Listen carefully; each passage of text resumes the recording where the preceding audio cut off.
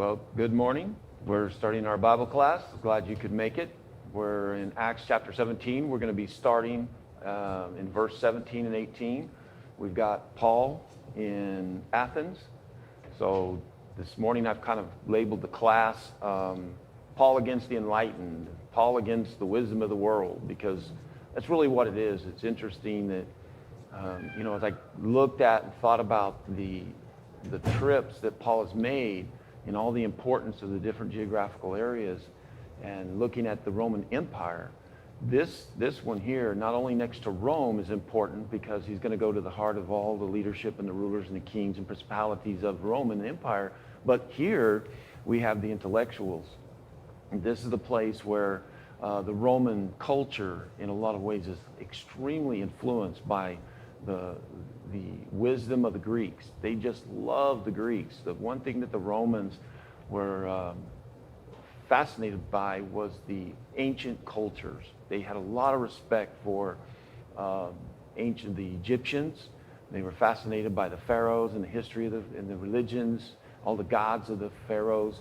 And that's why we have that relationship that they had with the Jews, was because the Jews as well were an ancient culture to them, and they had a God, even though they didn't like that God because that's the only one that they believed in, but they had a respect for him. Also, they had something similar. They had a temple. So the Jews had a temple. They had the place you could go worship. So they had a mutual respect. But Christianity, no, because it took them forever to identify it as an individual separation from Judaism. But the idea that they didn't have a God that had idols or an image and stuff, and they didn't like that about the Jewish God, but then they had no location. There's no temple. And it was all about the temples when it comes to the Romans.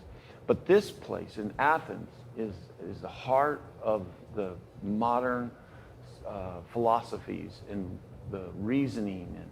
And like I've said before last week about the idea that if you want to send your kid to go get the best education, you send them to the Ivy Leagues, we call them, which I disagree with. But anyway, you send them to the highest reputable institutions.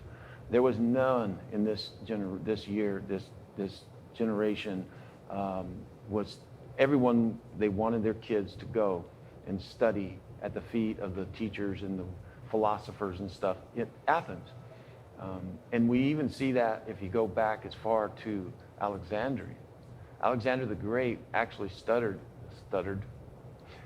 under, I think it was Socrates or Plato. And his dad hired them, and he was tutored by these. So this is so ingrained into their culture. So this is a really kind of the idea of what Paul said, I believe, in 1 Corinthians 1, where he talks about the wisdom of the world versus God, and the idea that the Greeks were wanting wisdom, and the Jews, Paul says, they want signs. And so that's kind of a overgeneralization maybe, but the philosophical approach towards understanding the universe, if you want to get real deep and everything. So this is one where he's going to. So how did Paul get there? Paul got to Athens because basically he's being driven down through Greece because of everywhere he's going, he's being pursued. At this point, he's sitting in Athens waiting Silas and Timothy to come. And while he's there, Paul's not going to sit around and lounge and wait. So he is automatically, and so in 17 we see, that so he is reasoning in the synagogue with the Jews and the God-fearing Gentiles, and in the marketplace every day with those who happen to be present. And also some of the Epicurean and Stoic philosophers were conversing with him. Some were saying, what would this idle babbler wish to say? Others, he seems to be a proclaimer of strange deities because he is preaching Jesus and the resurrection. Now, go ahead. What I was going to say is that they're claiming that he's preaching or wanting to talk about more than one God. And then they said this Jesus. So then they said there was multiple gods. And then they say now it's a single God. I think they're kind of listening as a whole. You would almost, I don't know how much of deity Paul was explaining, but if you're really listening to him, you would understand that there's a Father, and then there's a Son, And possibly if he got into more detail, there would come up the aspect of the Spirit. So maybe that's a reflection of them saying, is there multiple gods? Is he talking about multiple deities? But that's a good observation that I picked up on that too, that one, he's not proclaiming multiple gods. We know that. Paul's not going to be saying that there's multiple gods, but in their mind, there are multiple gods. So it would be natural for them to say, oh, wow, he's kind of teaching multiple gods, and they're not quite comprehending it. The stumbling block seems to be there in the last verse of 18 when he said Jesus and the resurrection. And why? Because Jesus is, you notice that Luke records the name, the proper human name that Jesus went by. And so he's talking about the idea that a man can then transcend the physical world, and that he's able to come from death back. And that was not something well accepted. That's just something that broke down in their logic in trying to understand the afterlife. And that's why these two philosophies, when he talks about the Epicureans and the Stoics, they're opposite spectrums. They're bipolar in their approach to understanding life and the world around them. That is a fundamental thing that is interesting that we want to do as humans, as we want to understand what is happening in our world. There's kind of this supernatural level of understanding, and that's our mind is trying to grasp the unseen and understanding the seen and bringing those together and make them logical. And that's what we call philosophy. I took one philosophy course because I had to at NMSU. I don't think I'm smart enough. I don't know. But it was just crazy to me. We used to joke about those who were getting their degree in philosophy when we were at the student union there in MSU. We'd laugh because we'd see the philosophers majors over there talking. It's like, don't go near that table. It was just humorous. It was like, yeah, walk wide, because you'll get caught up in this conversation. And I thought about that because that's kind of what we have here. Is we have a setting where Paul, he's not philosophizing. He's explaining truth as far as the way he's approaching it. But in a way, you can see from their point of view, it's a philosophy. It's a thought process in which that is explaining what's going on around us. And so they're wanting to know more. The Epicureans were all about the flesh, about the total embodiment of pantheism, in the sense that we are a part of everything, and therefore experience it, pleasure yourself in food and experiences and the beauty of the world and sensual pleasures, and that was your end game. That's the way they looked at it. And there's a part of that you have to say, it sounds really bad, it sounds very selfish and sinful, but God wants us to. God wants us to experience and understand that all that we're seeing is to be enjoyed. But to a point, just like all of our passions and desires and senses and emotions, they're very necessary. But their philosophy was, enjoy it, there's nothing wrong. There's no wrongness in this. Which then you can see the moral dilemma with a Christian, and even to the Jews, it would open up the door to anything. I want to try anything. And you think, honestly, that has not changed today. Agnostics and atheists, this is really kind of their idea. Also, Stoics. The Stoics were the opposite. Everything was more about logic and rejecting and being stoic, as you can imagine. We talk about that. And so they're just really the opposites. And it divided the world in the way you had a philosophy, almost like we would say that the Republic, our political party, and philosophies in America are divided into two parties. You have the Democrats and you have the Republicans, and they don't mix well. It seems to be very polar opposite as well in morals, in economic philosophies, everything. This is the same way, and it can be very contentious. We see that as well in Judaism. Who do we have? Pharisees and Sadducees, the two primaries. Always seems to be that, kind of a human nature. So they want to know more about it, and it seems like an earnest inquiry, but they call him an idle babbler. That word idle is meaning it's no value. It's just kind of, it's like your engine sitting there idling. You're sitting there and it's just running. Turn it off, right? You're just idling. You're wasting energy. You're wasting fuel. And so that's that aspect of, and then babbler, it's interesting. It's a neat kind of word because it comes from the idea of birds, the way that birds will come and pick up scraps and try to bring them all together. So it's like this person who is a babbler is talking nonsense, fragmented thoughts, picking up the seeds like a bird at the market, picking it up. So to them, babbling is not logical. You're pulling and bringing together multiple different things, and it just doesn't make sense. So a worthless babbler is what they're basically kind of saying.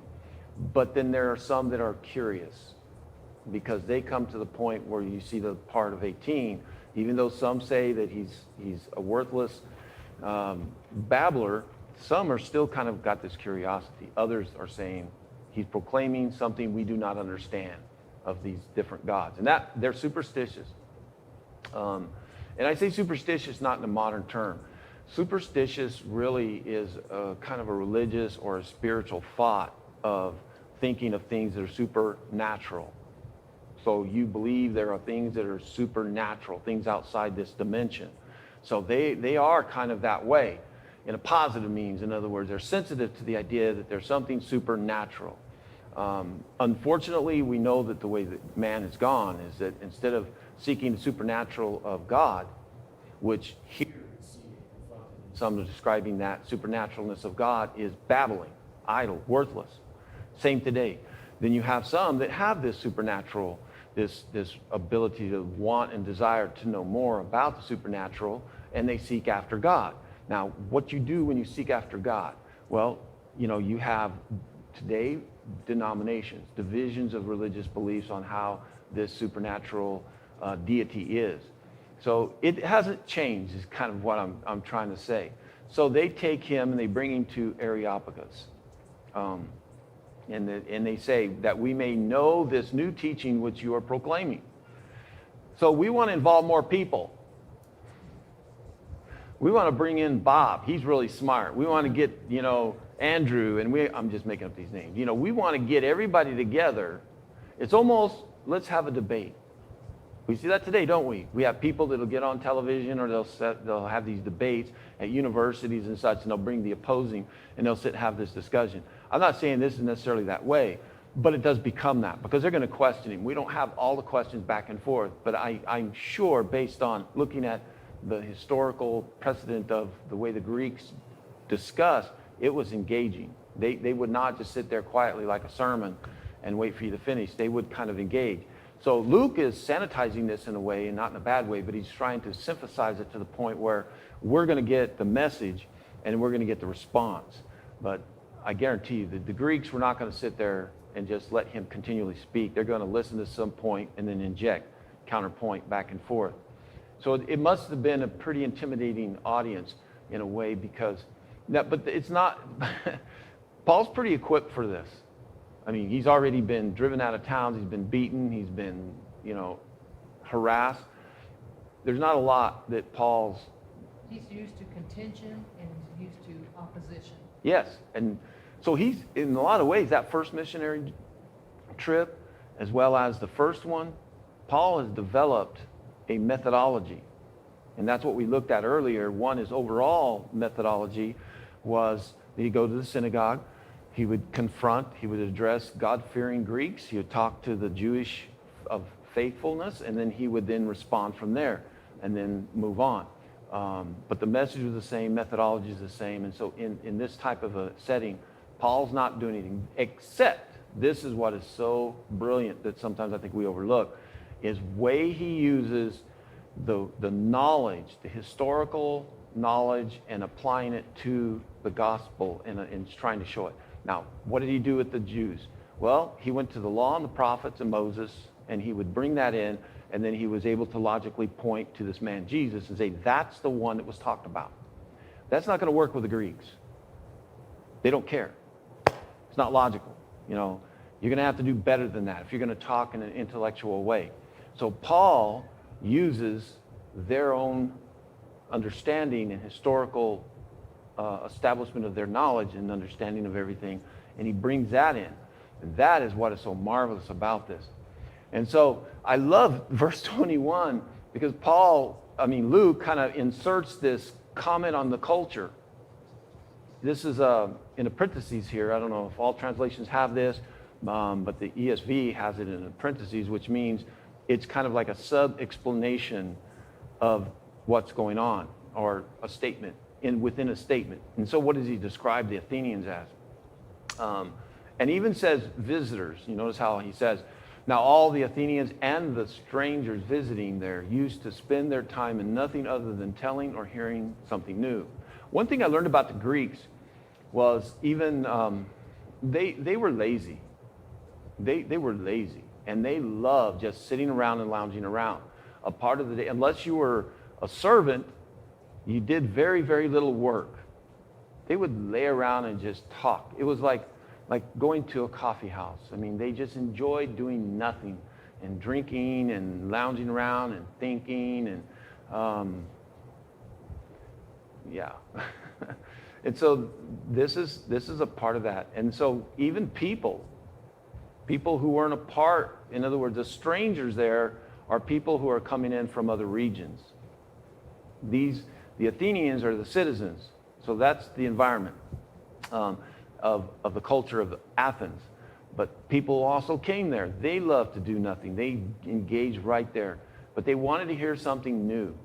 You know, what did Paul say about something, this type of idea, these people who have that? You remember in the gospel, in one of his letters, he writes about this idea of people enjoying something new. It says that people depart from the truth because they have what? Itching ears. Because they want something new. We have this idea, this desire somehow that we want to create, we want something new and exciting. And that's a dangerous path because that's where we deviate away from the truth so often, where you find people who are grounded in the Bible, in the Scripture, and then all of a sudden they start reading it, and they're wanting to see something new in there. And that verse meant the same thing it did 2,000 years ago. It hasn't changed. But for some reason, all of a sudden we come along and we decide, oh, wow, look what I found. Here's something creative. Now, to narrow that down, know I have done this even within my generation of looking at my grandfather's generation and their generation before that. And even the one, within 50 years or 20 years of my lifetime, I look at them and go, that's what I've been taught, but I look for something new. I want to know more. And it's in that quest for knowledge, but the problem is I get excited when I see something new, and then I try to build upon it. And that takes me down a bad path. So this sets up that culture. Now, Mars Hill is a significant geographic location where it's named after Ares and Mars, the Greek and the Roman gods. And apparently this is a place, this rock here is where Mars or Ares slayed the god Neptune for some offense or something. So it became a significant location. If you were to look on top of this, which is about, I believe, the high point there, looking down into the Valley of Athens, the way it was geographically laid out, you would see across the valley the Acropolis, which was a massive, massive complex to all the different gods and everything. The marketplace was down below, and that's where everybody loved to spend. This is where they would not only just, it's like going to the mall. I think that's a good application for today, which even today, malls aren't the same they were. But when I was growing up, people just go to the mall, walk the mall, hang out at the mall, and visit. It was just, people go to the mall. Even though there's all these stores, that's kind of the thing we have here, is they would just go down to that marketplace. But the Acropolis was a fantastic place that represented the 12 major gods and the lesser deities. And that's what stirred Paul, was in the marketplace as well as Acropolis, was these images constantly pointing out and elevating these idol gods that they had created and defined within themselves. The Greeks were also, in which then, like I said, the Romans just kind of adopted all their gods and their culture and their philosophies. looked at and created their gods around this idea of certain geographical areas or certain concepts of nature. If you really go to that and you look at, the sun god, Zeus, Superior, all these different gods, and so they're trying to understand the physical world and certain aspects, then they created a god for it. And Greek mythology is pretty fascinating if you ever want to dive off into that and look. And it's kind of dark to me when I look at Greek mythology. And it's never really that positive for the humans. It always seems to be these Greek gods are so much better. They got all this going on around them, and it's exciting, and drama makes for great movies, but it's not a positive thing for the humans. We're always the lesser, literally of value to everything. What I thought was the view, if you look across modern day from Mars Hill to Acropolis, it's fascinating to look at the view and how Paul, as he's there, if you were to imagine the way it looked, if you were to stand there, you talk about an intimidating setting, to look at this type of magnificence and then see across while you're sitting there talking, the valley there, this amazing view. I want you to look at this as well and think about those gods that were represented. What does it look like today? It looks like rubble, doesn't it? Look, I mean, it's ruined. It doesn't have the same glory. Nature and cultures and invasions and such have destroyed them and moved them out. But God has not changed. So when he stands in the middle and he starts this in the midst of Areopagus, which is Mars Hill, he says, "Men of Athens, I observe that you are very religious in all respects. For while I was passing through and examining the objects of your worship, I also found an altar with this inscription, 'To the unknown God.' Therefore what you worship in ignorance, this I proclaim to you." This was a legitimate God to them. They really did. Agnos Theos. And when I was growing up, I always just thought, they just threw one up. And it is kind of that. It is kind of that. But there is some historical evidence and also writings that there was a legitimate God that they recognized that was unknown to them, unknowable to them, and being superstitious and wanting to know, they thought, there's something even outside of all the gods that we have done, which tells me something that means they have created them. If they really think of the fundamental thinking on this, that they've created and they made those gods, those 12 major deities, they made them. And they're so superstitious about it that they're still acknowledging there's something within them that God created within us that says, no, there's something else. There's something else.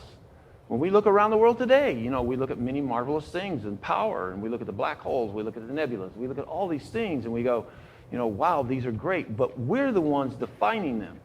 And that's what they did. But they had within them, because God had left them without excuse, that they themselves are almost opening up the door and saying, there's a theos. Because we look at Plato, Socrates, Aristotle, they had this idea of a theos, and it was a singular. And if you go back and you look at a lot of their writings in there are thoughts that these ancient Greek philosophers had concerning this concept of something greater and grander that they can't quite wrap their mind around. And that's what kept kind of plaguing them, was this idea that there's something there, there's something else. And I think that's God putting within us understanding, you're missing the mark, so they created a different God. No, you're still missing the mark, so they create a different God. You're missing the mark, you're not seeing me, and they create another God and another God and another God, but they're still not finding the real God. And it all started with this in the 6th century philosopher, Epidemides, who was on Crete. And they had a plague in Athens around the 6th century. And this plague was during the time that they were battling the Spartans. And they believed that the Spartans had come in and poisoned their water, and that they'd put this plague in there, and they were dying. This plague was just ravaging the population. And they did everything they could to every god. And they worshiped and offered sacrifices to all their 12 main deities, and it didn't work. And they're like, man, what are we going to do? So, they go to the oracles, and they ask her, and she says, oh, well, there's this God, there's this philosopher, this man down on Crete, Epicurean, and that he will be able to help you. Well, when he comes to town, he walks through town and he looks, and he sees all the gods. Well, they're covering their bases, Well, if they've appeased and they've offered sacrifices to all these different gods and it's still going, there must be one we're missing.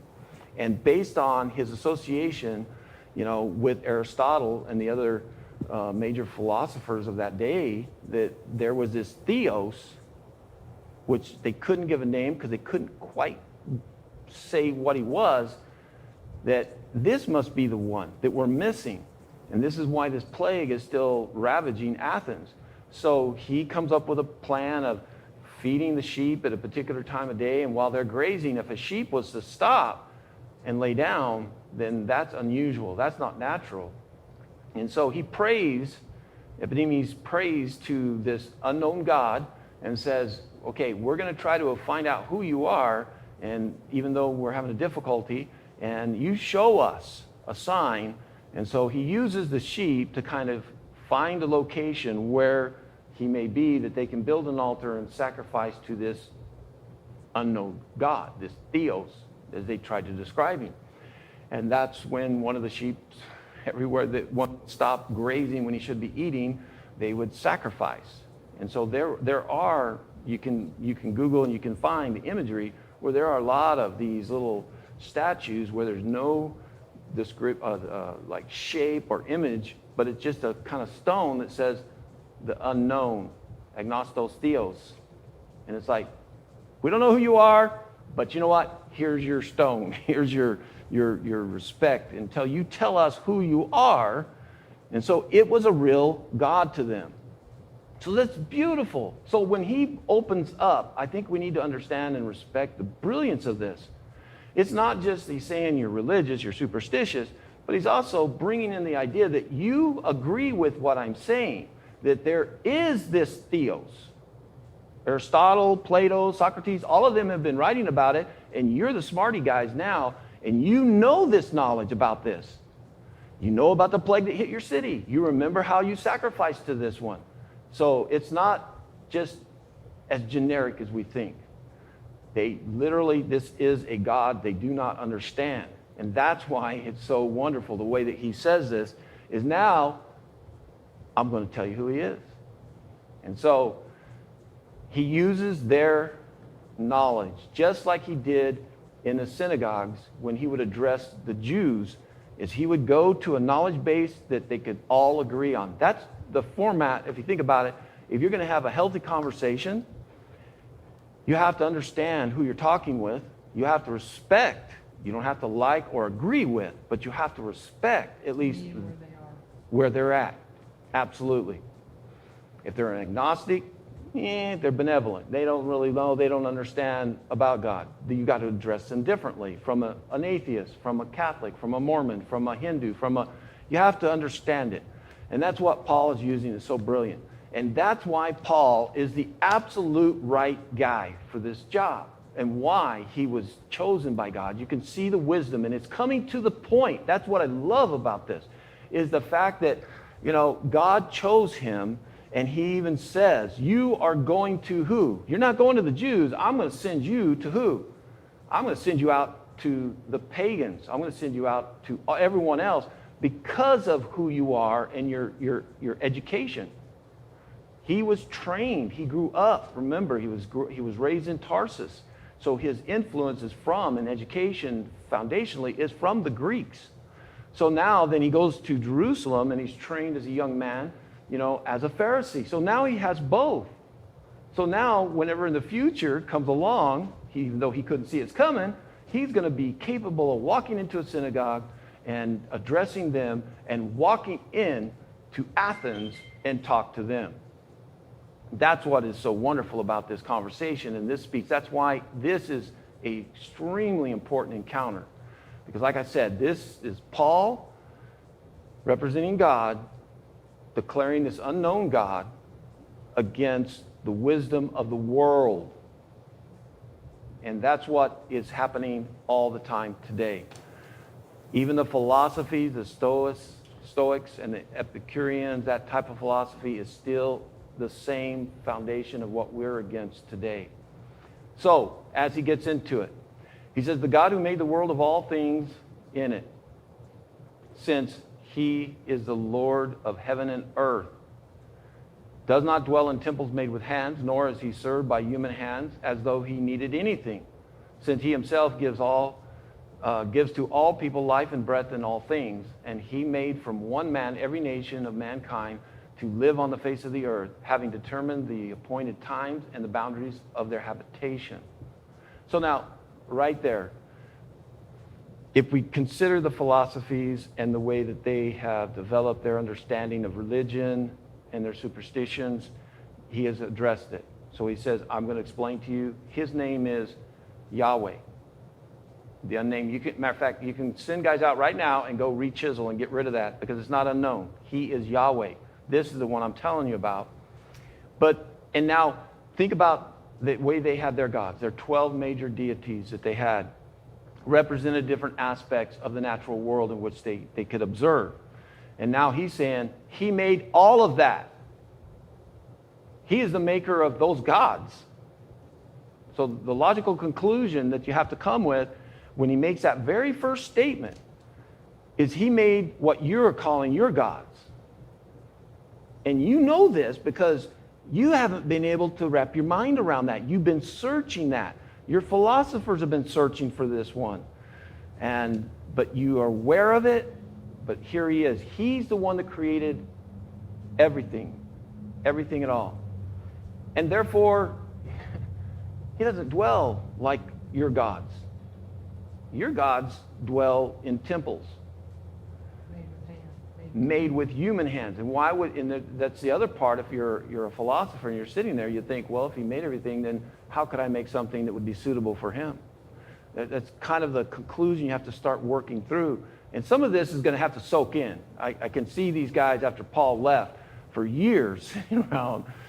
Remember, they love to talk and babble. They love to sit and engage every day. That they would have to start. And I bet you they would work through that process and come to these conclusions. One, this God created everything, therefore created our gods. The sun, the ocean, the earthquakes, all the things that we're seeing.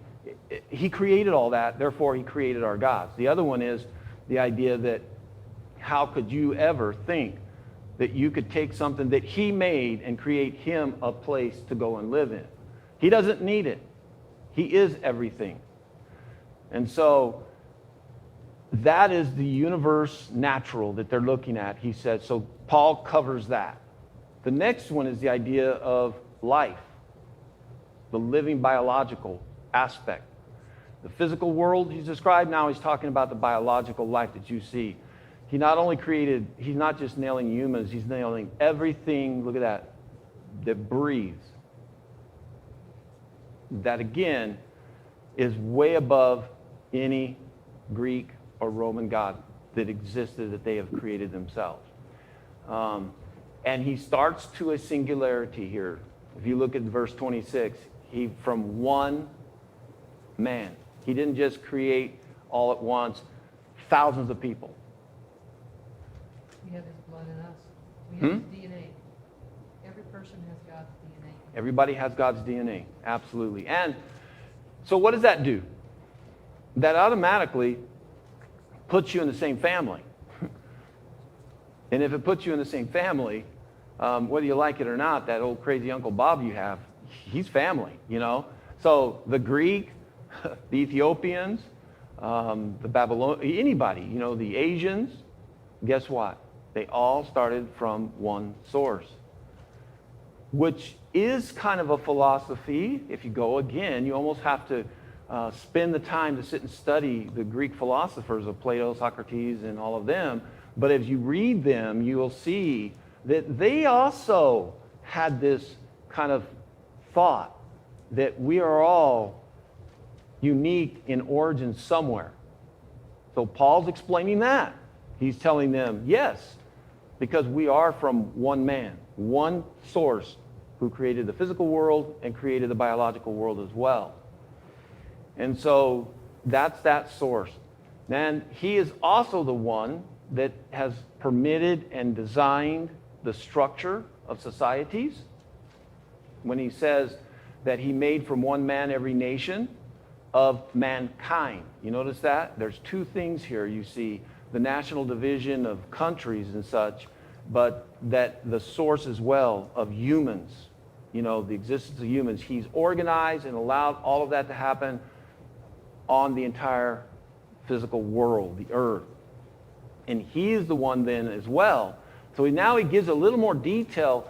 Not only is he a source of everything, but now he brings it into more of an application of what you're observing, and you cannot argue, is that the powers that are now existing are those in which God has allowed different areas of peoples to then organize and develop their nationalities. So that also supersedes. So it's going back to one source again, but the idea that your nation is not because of you. Your nation is because of this theos, this Yahweh is where we all come from. And he's the one that sets it up. Sets up the geographics, he sets up their boundaries, their powers, and everything. And that's on purpose. So now that's what's going to set in verse 27. So the idea that God has created everything, he's created everybody from one person, he's created the nationalities, everything in their habitation. He says, why? He says, right here, that they would seek God. And they have been. That's the whole point of what he's saying. This unknown God is one that you have been seeking. Read your own philosophers. He said he did that on purpose so that you would have to try to want and have a desire to want to look at him.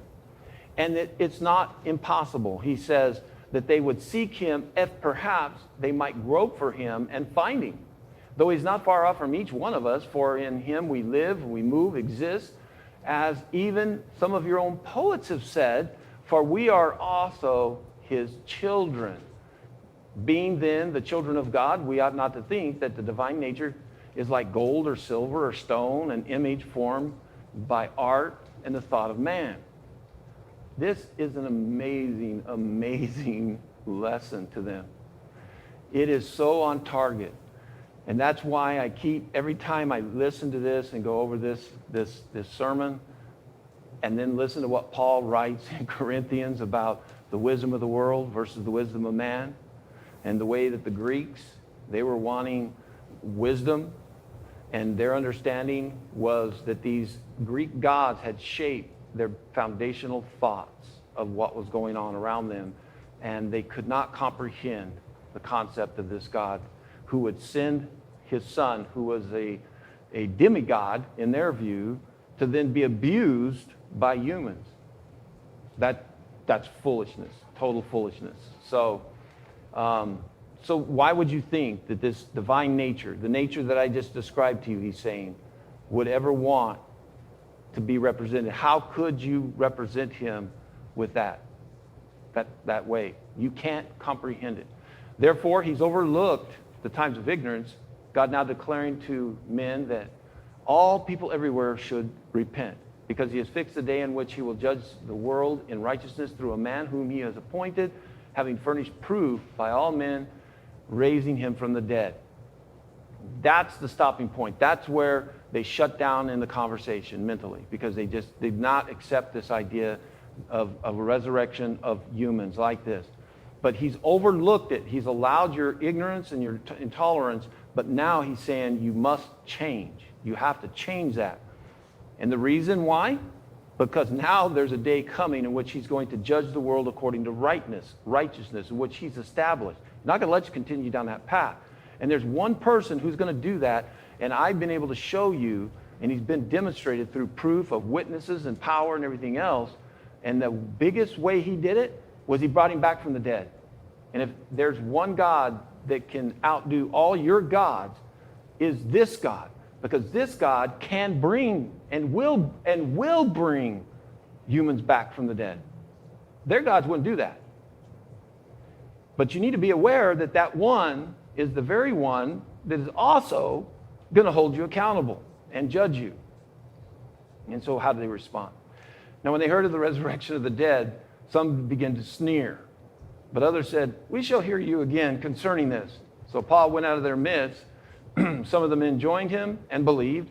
Some also were Dionysus, the Areopagus, and the woman named Damaris, and others with them. So, see what I mean? They were going along. You can see them following. They could tolerate it. But then all of a sudden, man, when they got to that point of the resurrection, that stopped them. And that's the problem we have sometimes. When you get down to a certain point in your conversation, that people just stop. All right, that's what we're going to do. We're going to stop. And next week, we'll take a look, and I want to compare between Christianity and the Greek religion, we'll call it, next week. I hope that you'll be able to join us this morning at 10:45 for worship. 4 p.m. this afternoon, we're going to be looking at Zephaniah, the day of the Lord. Midweek, we're still on the Joseph. We're still plugging along through there. This morning's sermon is going to be on Then God Remembered. So that's my little thought about this morning's sermon. I hope you'll be able to join us, and God bless.